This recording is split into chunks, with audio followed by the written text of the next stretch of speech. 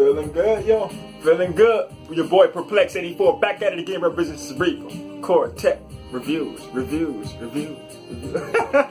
Listen, everybody's shopping, everybody's waiting.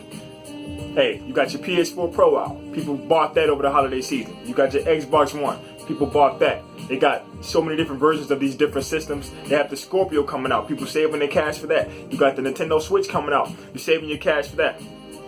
But is that the best alternatives you have? What else do we have? Listen, they have a dope machine out by Alienware. I know you guys probably thinking he's going to talk about the Alpha. No, I'm not going to talk about the Alpha. Well, it is the Alpha, but it's the Alpha R2. I know you guys probably heard of it. A lot of people haven't heard about it because the marketing hasn't been there. But this machine is so uber powerful, I can't even explain. I can't even start. Man, I'm going to leave it up to Curse Entertainment. They're going to talk about the system. The system is amazing. Check out these specs and we'll rebuttal after this. Alpha R2 PC. Overall, it's the form factor of a console and probably the smallest console there is at only a little over 2 inches tall and less than 8 inches deep and 8 inches across, weighing 4 pounds. The other reason I called it a PC is because it runs Windows 10 and comes packaged with a mouse and keyboard, something not typically found with a console when you think about it.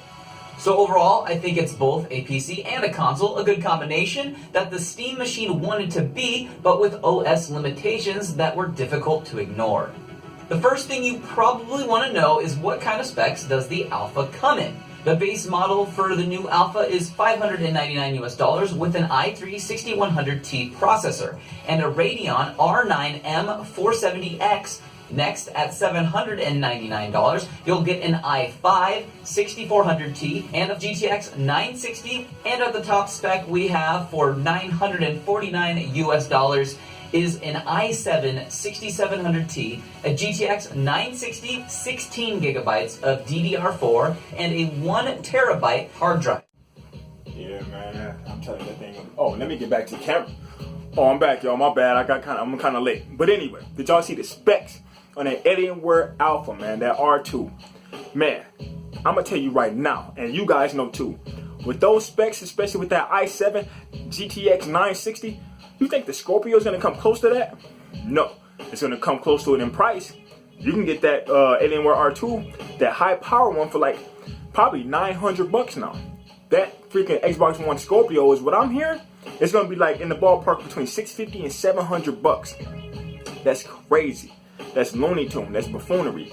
Also with the R2, and I'm talking about that Alienware Alpha R2, they already have Oculus Rift support. They already have 4K output, streaming, gaming, everything. It's a super PC / console. With consoles, I mean, you can do a limited amount of things, but essentially it's the super PC, but it's just formatted for gaming. With the actual device like the Alienware, Alpha R2, you can do a multitude of things. I was just on my computer a couple of nights ago for hours playing a fan-made game, a fan-made Sonic game. It was the sequel to Sonic 3. Sega never released that. But when you got the developers out here trying to make some money and get entertainment out to the people, you're going to have access to stuff like that. Fan-made Smash Brothers games, fan-made Sonic games, fan-made Mario games that are actually, in most cases, better than the actual content pushed out by Nintendo and Microsoft and Sony. And these developers are kind of under the radar because they don't have the financial support to push them out. But man, PCs are just where it's at.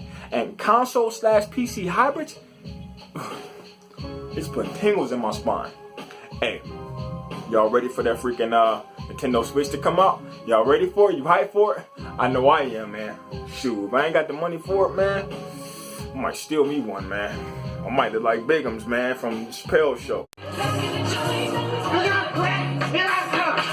You know me saying, look, a console isn't a super PC.